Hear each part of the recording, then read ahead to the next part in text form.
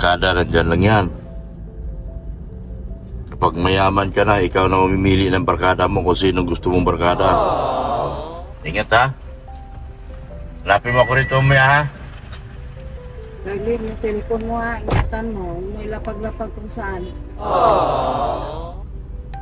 Pasok na siya. Darlene.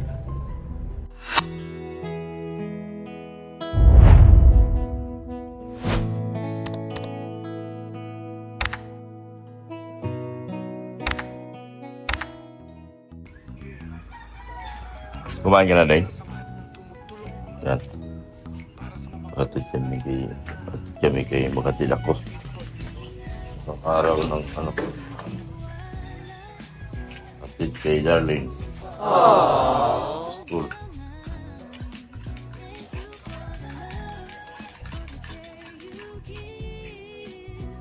Ano oras pasok mo? 6. 6? Ano ito?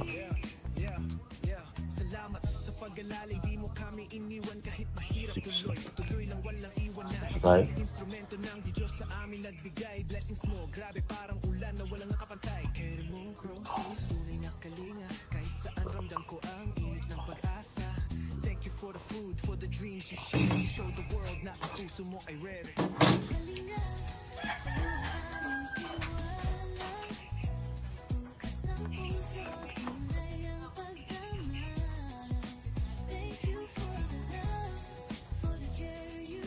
Tulong yung susi din. Sakit. Susi sakit.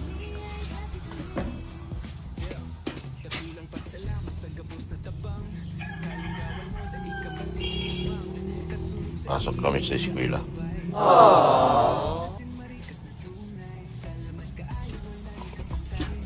Tara.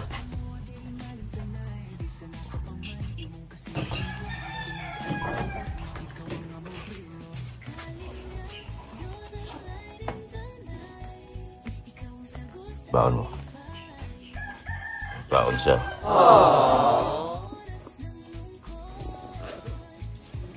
Ay. Ma? Pira ka? Baon? Wala akong barya doon.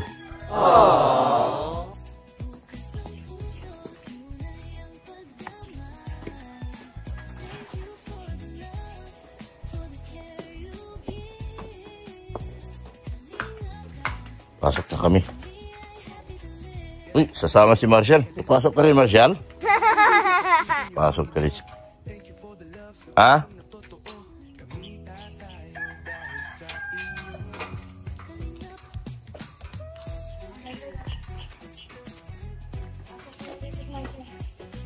Yung tambal mo, dala mo? Hindi.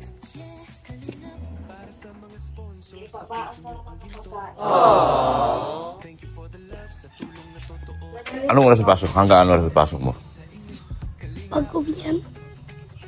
11. Ah, ngayong umaga? 11 pala? Ha? Hanggang 4, ng hapon. 11 na daw? Sa 8 ka nga, yun, kain. Tapos balik? Ah, maghapon ka? Ano, dadalit ko bang una? Ulam? Hindi na. Kanin? Hindi na. Sige, balik ka na ako siya. Sama pa ako. Ang sapa ka? Ay, hindi nga dyan! Bilisan mo kay maliliit na yung bata. Medyo po ata ng estudyante mo ah. May estudyante tayo, makatid na tayo. Paga ka na pasok ka. Wala mong gagawin, tama.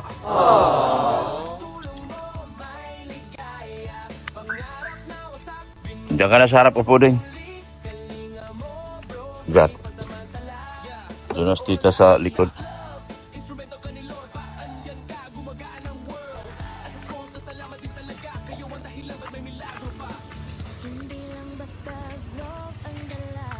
Pwede yung halang nakapasok ng linis.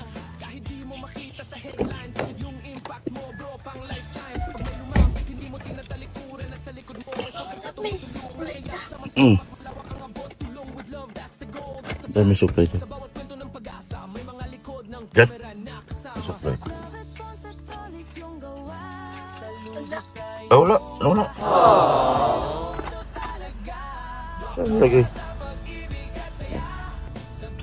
Hanggang 11 ka, tapos balik. 12. Uwian. Alas 4. Oh, 4. Okay.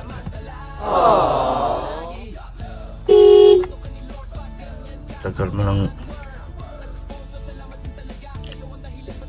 Ganda ko ba yung bahay? Wag na. Yung gate, papasok yung mga trabador eh.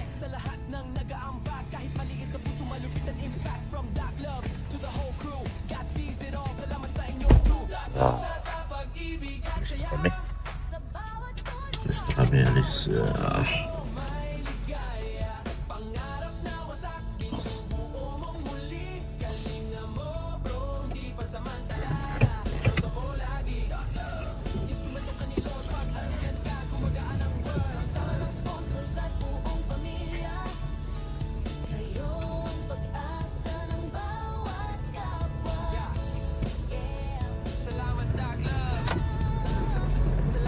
Babahay na kami. Tuloy lang. Kayo ang dahilan kung ba't may liwanag pa.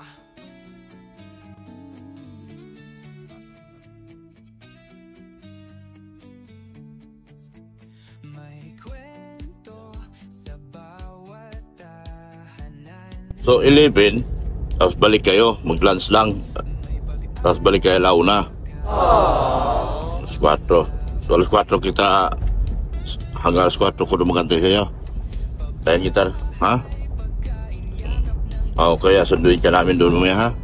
Alas 4.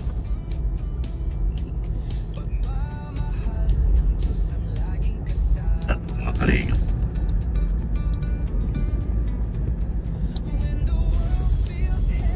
Uwi lang ako, uwi lang ako kain ng agahan.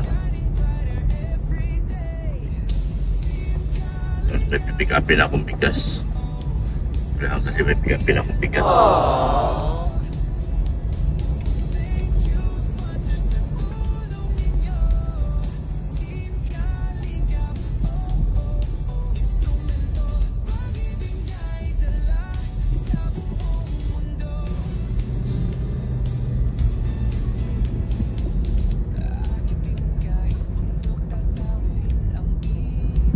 Pasok kami sa eskwela.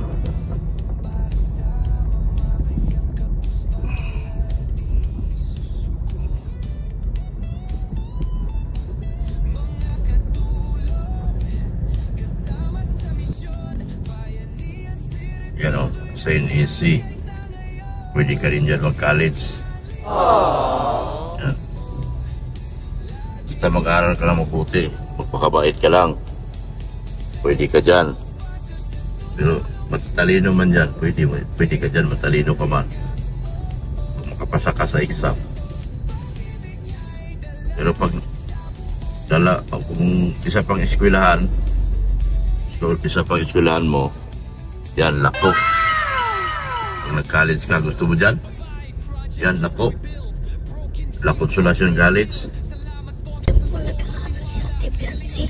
Oh, dyan si Biancy nag-aaral. Gusto mo dyan? Kung saan nag-aaral si Biancy? Pwede ka dyan. Kaya mag-aaral ka maputi. Huwag ka huwag mong sayangin yung pagkakataon na makapag-aaral at makapagtapos. Lahat ng pangarap mo, magagawa mo ngayon. Kailangan mo lang mag-aaral maputi. Saan nag-aaral si Biancy, gusto mo dyan sa lako ka. Kaya pagputihin mo yung pag-aaral mo.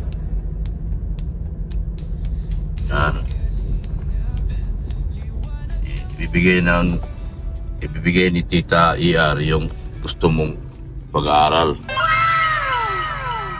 Kaya magpakabait ka, huwag mo isipin yung barkada. Barkada, nandyan lang yan. Kapag mayaman ka na, ikaw na mamimili ng barkada mo kung sinong gusto mong barkada. Kung sinong gusto mong makasama sa mga kaibigan mo. Kaya wala kang gagawin, mag-aaral lang. Mag-aaral.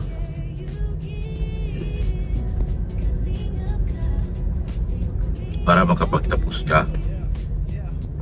Para sa kinabukasan mo intindihin yung barkada at ako, walang idudulot o maganda ang barkada sa iyo. Magpapadala ka sa mga barkada mo.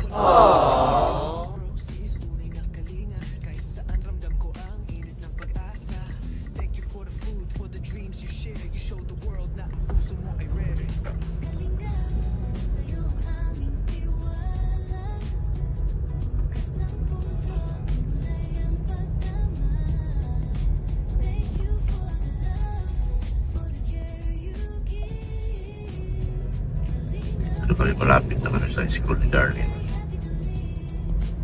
Kay Sir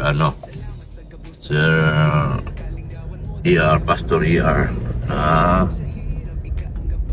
tindahan ng cake.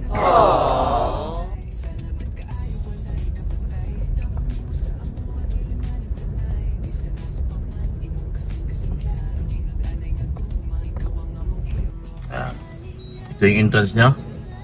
Ha? Dito ang pasukan? Yan. Okay. Oh, relax. Yan. Oh, ingat ha? Lapin mo ako rito umaya ha? Darlene, yung cellphone mo ha, ingatan mo. May lapag-lapag kung saan. Pasok na siya. Darlene. Pasok na siya.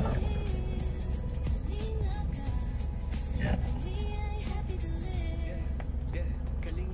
Pasok na si Darlene. So tayo, uwi muna tayo kay marami tayong gagawin. Yan. Nagpaki lang kami. Yan, ito po yung pasukan niya, yung school niya. Huling araw ng pasok niya, exam lang, tatapusin lang yung exam niya ngayon. Kalinga, katapos, doon na siya. Mas malaki pa yung school niya doon. Mas maraming alang tao dito dahil siyempre, malaking barangay ito.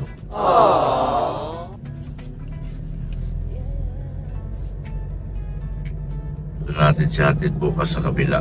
Maraming tayong gagawin ngayon, makakuha tayong bigas. Bigas mo na yan. Pero bukas na lang siguro kasi yung darating daw stock, hapon na raw dating yung stocks. Baka bukas na lang para hindi na ako masyado busy.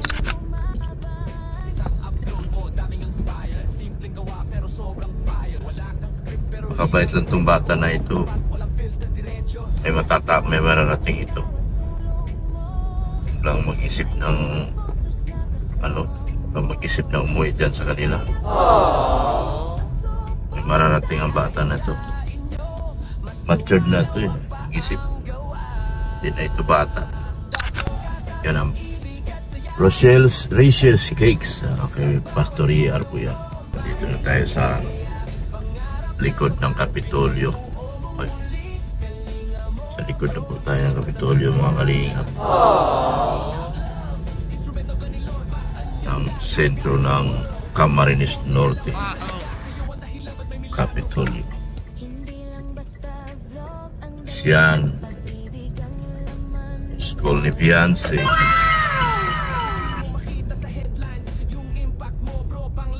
School ni Fiancé. Parang gusto niya rin din dyan. Parang gusto yata niya dyan kasi nagtatanong man siya kung yan bang school ni Fiancé. Diba po nag-aaral si Ate Fiancé? Oo, dyan si Fiancé nag-aaral. Gusto mo dyan? Kung saan nag-aaral si Fiancé? Baka gusto niya rin dyan. So wala namang problema, ibibigay natin yan. Ibibigay ni tita yan. Yung school na yan para sa kanya. Basta pakabait lang siya, huwag siya magbabago. Focus lang siya sa pag-aaral niya. Magiging school niya rin yan. Yung La Consolacion College na yan. Wala namang problema kay Tita ER. Lahat naman ang gusto niya ibibigay ni Tita ER. Basta mag-focus lang siya talaga sa pag-aaral niya. sa kanyang goal, sa kanyang pangarap. Mahirap kasi yung batang walang pangarap, kawawa naman. Kaya tinitrain natin siya na magkaroon ng sariling pangarap sa buhay. Ang magtapos, hindi natin alam kung magkaroon pa siya ng mga kapatid doon sa panibagong pamilya ng mama niya. So malaking nakaabang na pasanin sa kanyang mga balikan. Kaya kailangan niya magtapos para sa kanyang mga kapatid. Kasi yung ate niya umamin na, ate niya Marian umamin na, may mga pamilya na sila, magkakapamilya sila, pati si Chloe, dahil di naman desidido na si Chloe mag-aaral. So siya na lang ang natitirang pag-asa ng kanyang pamilya. So kailangan natin siya ma-train ng maayos at mapatapos para magkaroon siya ng goal at rule at goal sa kanyang sarili, kanyang sariling kinabukasan. Yan po mga kalingap. Ano na kami, malapit na kami sa amin mga kalingap. Trabaho namin ni Mrs. Lab, hatid sundo. Hatid sundo. bagong trabaho namin dalawa ni Mrs. Lab, taga-hatid, taga-sundo. Mayang hapon, sundo naman kami dalawa. Trabaho namin ni Mrs. Lab ngayon. Ayos mo yung trabaho natin bago, Mrs. Lab. Number 1. Ha? Magbalik sa number 1. Balik tayo sa number 1. Naghatid sundo. Yan na yun. Nagawa sa anak mo. Nagawa. Ha? Hindi mo nagawa kay Reno nung nag-aaral. Bakit hindi nagawa? Sino ba naghatid sundo kay Ren? Yung ano, kasi nasa trabaho tayo, busy, lagi.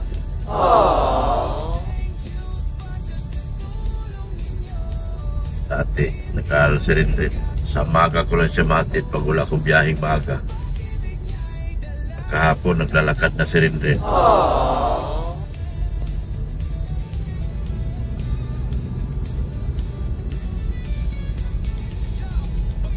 Yan ang trabaho namin dalawa ni Mrs. Lab ngayon.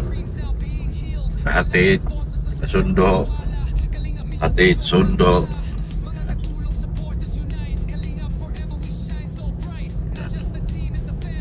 Okay lang.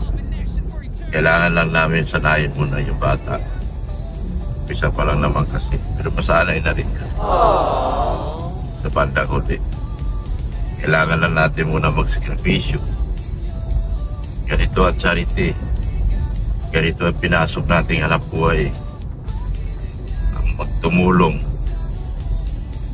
Nandito tayo sa stage na nanibago yung bata sa atin. Nahirapan niya tayong bawiin niya. Kung hindi natin binilang cellphone, hindi natin mabawi. Pero sa kalaunan, masasanay na rin siya. Mukha namang nag-i-enjoy na siya at may cellphone na siya. So sana magtuloy-tuloy ang kanyang paitan. Mag-aral siyang mabuti para sa kanyang sarili. Hindi po para sa amin. Hindi po para sa akin.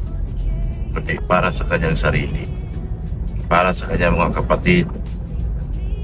Dahil malamang baka buntis na yung nanay niya, dadami na yung kapatid niya. So, kailangan natin siyang i-train natin siya sa mas palaki ng palaki obligasyon. Ito mga taga-sinis ito. Uwian niya, mga college na yan. Ito mga high school. Mga high school yan. Basta sanay din siya sa environment niya dito. Hindi niya lang kasi nakikita ang dami estudyante dito.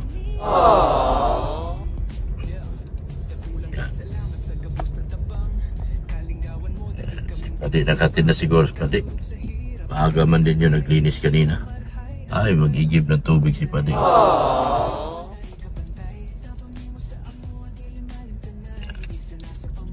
Dito na kami. Ikaw ang among hero.